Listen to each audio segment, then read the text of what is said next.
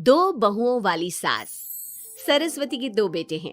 बड़े बेटे राम की शादी रज्जू से हुई है और छोटे बेटे श्याम के लिए लड़की देखने का सिलसिला जारी है। एक दिन रज्जू की माँ का फोन आता है और उसकी सास फोन उठाती है। हेलो, कौन बोल रहा है? दूसरी तरफ फोन पर रज्जू की माँ लीलावती बोलती है। हेलो समधन जी, मैं लीलावती बोल रही हूँ, रज्जू की माँ। अरे नमस्कार समधन जी, कैसी हो? बहुत दिनों के बाद याद किया आज। यहाँ पर तो सब कुछ ठीक है, बस मेरी तबीयत थोड़ी खराब है। अगर बुरा न मानो तो एक बात बोलूं? अरे कैसी बात कर दी आपने समधन जी, आपकी बात का बुरा क्यों मानना, बोलिए बोलिए। मेरी कुछ दिन से तबीयत ठीक नहीं है और यहाँ पर मेरी देखभाल करने वाला कोई नहीं। क्या आप रज्जू को कुछ दिन के लिए मेरे पास भेज सकती हैं? ठीक है, हम रविवार को रज्जू को छोड़ जाएंगे। इतना कहकर सरस्वती फोन काट देती है और अपनी बहू को आवाज लगाती है। रज्जू, ओ रज्जू, जल्दी यहाँ आना तो। क्या हुआ माँ जी, कुछ चाहिए था क्या? अरे नहीं, कुछ नहीं चाहिए। अभी तुम्हारी माँ का फोन आया था, उनकी कुछ दिन से तबीयत खराब है, वो तुम्हें बुला रही है। राम को फोन करके कह दे कल की 2 ट्रेन की टिकट करा देगा, मैं भी जाऊंगी तुम्हारे साथ। इतना सुनते ही रज्जू राम को फोन करके सारी बात बताती है और 2 टिकट के लिए बोल देती है। शाम को खाने के टेबल पर सब रज्जू के जाने की बात करते हैं। तब रज्जू का देवर श्याम कहता है, भाभी आज बहुत खुश लग रही हो, मायके जाने की इतनी खुशी, उफ। खुश क्यों ना हो देवर जी, कितने दिन बीत गए अपनी माँ से मिले, और इस बार तो मैं 1-2 महीना रह कर ही आऊंगी। जब आपका मन करे तभी आना। अच्छा एक बात तो बताओ, वहां से क्या लाओगी मेरे लिए? देवर जी, कहो तो देवरानी ले आओ।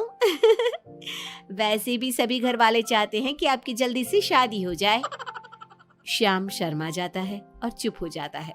इतने में राम कहता है, रज्जू, तुमने जाने की सारी तैयारी तो कर ली है ना? कपड़े तो रख लिए ना? थोड़े गर्म कपड़े भी रख लेना, वहां ठंड होगी, और जल्दी आने की कोशिश करना। ठीक है, मैं जल्दी आने की कोशिश करूंगी बस। अगली सुबह दोनों जाने की तैयारी करने लगी। राम उन्हें स्टेशन छोड़कर घर वापस आता है। कुछ घंटों बाद रज्जू और सरस्वती गांव पहुंच जाते हैं। रज्जू अपनी माँ को देखकर बहुत खुश होती है। माँ, आप अपना बिल्कुल भी ध्यान नहीं रखती, कितनी कमजोर हो गई हैं आप। अब बेटा क्या ध्यान रखूं, उम्र भी तो हो गई है, ये बीमारियां तो लगी रहेगी। बहन जी आइए आइए बैठिए, मुझे बहुत अच्छा लगा कि आप भी यहाँ आई। अगले दिन सरस्वती अपने घर वापस जाने लगती है तो लीलावती से कहती है, बहन जी ध्यान रखना आप अपना, आपकी तबीयत ठीक हो जाए तो आप भी रज्जू के साथ आ जाना, रज्जू के बिना तो घर सूना सूना लगेगा। अब सरस्वती अपने घर आ गई और घर की सारी जिम्मेदारी भी उस पर आ गई। एक दिन वो कपड़े धोकर छत पर सुखाने जाती है। बाल्टी में से टपकता पानी सीढ़ियों को गीला कर देता है और नीचे उतरते समय रज्जू की सास यानी कि सरस्वती देवी का पैर फिसल जाता है और वो गिर जाती है। ओह, अरे मेरी माँ मर गई, मेरा पैर तो गया। लेकिन घर में कोई नहीं था।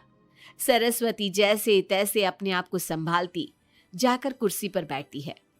वो अपनी बहू के बारे में सोचती है, अगर रज्जू होती तो मुझे संभाल लेती और घर भी संभाल लेती।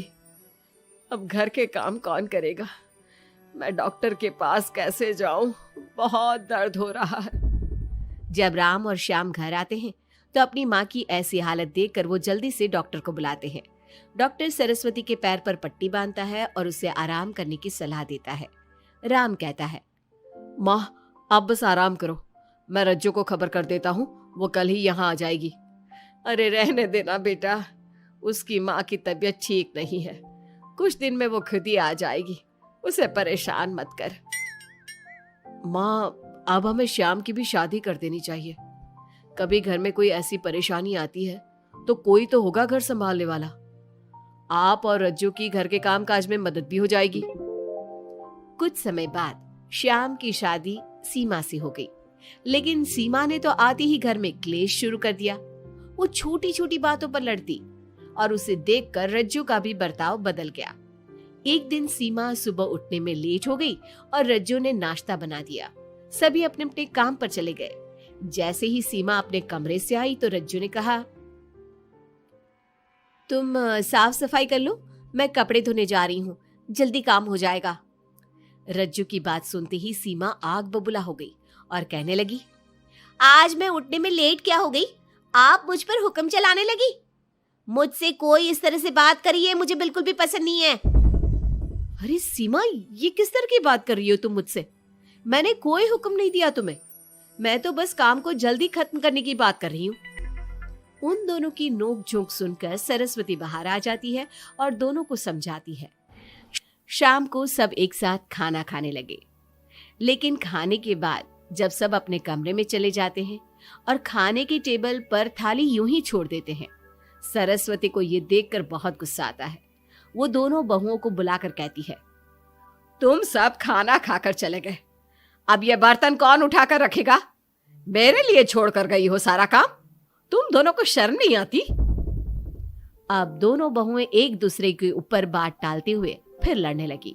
ये देख सरस्वती परेशान हो गई। उसने दोनों को डांटा और उन्हें अपने कमरे में भेज दिया। सरस्वती ने जूठे बर्तन धोए। कुछ दिन इसी तरह चलता रहा। अब दोनों सास की नजरों में एक दूसरे को गिराने में लग गई। माँ जी, जब भाभी फोन पर बात कर रही थी ना, तो कह रही थी मैं अपने मायके चली जाऊंगी तो देखते हैं कि कौन काम करता है। और ये हम सबकी बुराई कर रही थी वो।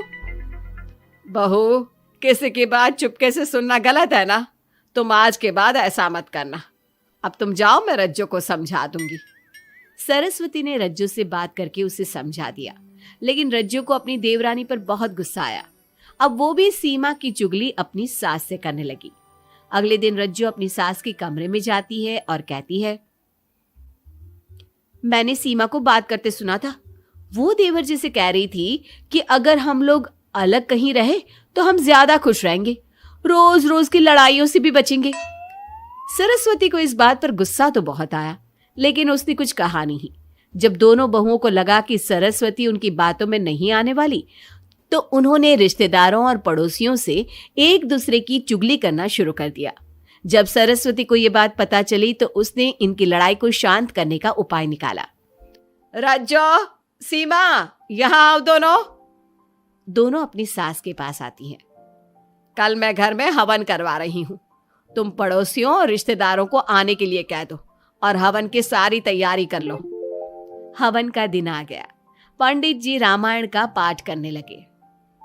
माता सीता से महान कोई पत्नी नहीं। उन्होंने अपने पति के लिए सारे राजपाट, सुख सुविधाएं त्याग दी। अगर कोई पत्नी अपने पति को परिवार से अलग होने को कहती है तो वो पाप की भागीदार होती है और बेटों को भी मां से अलग नहीं होना चाहिए। सीमा पंडित जी की बात बहुत ध्यान से सुन रही थी और उनकी हाँ में हाँ मिला रही थी। ऐसे ही रामायण का पाठ अंतिम सीमा पर आ गया, जिसमें विभीषण के बारे में बताया गया था। अगर विभीषण अपने भाई का भेद न देता तो रावण का विनाश नामुमकिन था। पूजा खत्म होते ही सीमा बोल पड़ी, तभी तो मैं कहती हूँ परिवार में आपसी प्रेम होना बहुत जरूरी है, लेकिन मेरी सुनता कौन है इस घर में? आपसी प्रेम की बात कौन कर रहा है, जिसने घर में आती ही लड़ाइयां शुरू करवा दी? दोनों में फिर से नोक झोंक शुरू हो गई। सरस्वती दोनों को चुप कराते हुए बोली, अरे चुप हो जाओ तुम दोनों, पड़ोसी क्या कहेंगे, सब सुन रहे हैं तुम्हारी बातें। तभी उनमें से एक पड़ोसन बोलती है, सरस्वती बहन, क्यों चुप करवा रही हो अपनी बहुओं को? हमें तो इनके बारे में सब कुछ पता है। ये दोनों हमारे घर आकर एक दूसरे की चुगली करती है। तुम्हारे घर की हर छोटी से छोटी चीज पता है हमें। आंटी जी, हमने अपना समझ के आपको कुछ बता दिया तो इसका मतलब ये नहीं कि आप सबके सामने हमारी सास से हमारी शिकायत करेंगी। आप तो सबसे बड़ी चुगलखोर हो। सीमा की बात सुनकर सभी पड़ोसन उन्हें बुरा भला कहने लगी। उनकी बातें सुनकर दोनों बहुएं सबके सामने बहुत शर्मिंदा हुई। जब सब उनके घर चले गए तो सरस्वती ने अपनी बहुओं से कहा, अब तुम दोनों को तो बहुत खुशी होगी कि सारे मोहल्ले की औरतें हमारे ही घर में खड़ी होकर हमें ही सुनाकर चली गई। हमें काफी साल हो गए यहाँ रहते हुए, लेकिन आज तक किसी में भी इतनी हिम्मत नहीं थी कि हमसे ऊंची आवाज में भी बोल पाए। लेकिन आज तुम दोनों की वजह से ये सब हमारी बुराई कर रहे हैं। तुम दोनों ने ये सब अच्छा नहीं किया। सीमा, तुम्हारे इस घर में आने से पहले हम सब बहुत प्यार से रहते थे, लेकिन ये सब लड़ाइयाँ तुम्हारे आने के बाद शुरू हुई है। आज के बाद तुमने घर में किसी से भी झगड़ा किया तो मैं तुम्हें तुम्हारे मायके छोड़ाऊंगा, समझी तुम? ये बात सुनकर सीमा रोने लगी और सबसे माफी मांगने लगी। पंडित जी भी ये सब देख रहे थे। उन्होंने सबको शांत करवाया। कृपया आप सभी शांत हो जाइए, गुस्से से तो बात और बिगड़ जाएगी। अगर आप दोनों बहुएं मिलकर रहती, घर की बात घर में रखती, तो कोई आपसे कुछ कहने की हिम्मत नहीं करता। आज आपको इस बात का एहसास तो हो ही गया होगा। औरत ही तो होती है जो मकान को घर बनाती है। अब भी कुछ नहीं बिगड़ा, आप दोनों प्यार से रहो। आपके पड़ोसी और रिश्तेदार अपने आप चुप हो जाएंगे। पंडित जी की बात दोनों बहुओं की समझ में आ गई। अब दोनों प्यार से रहने लगी। इसी तरह समय बीत गया। अब पड़ोस की औरतें उनके प्यार की मिसालें देने लगी।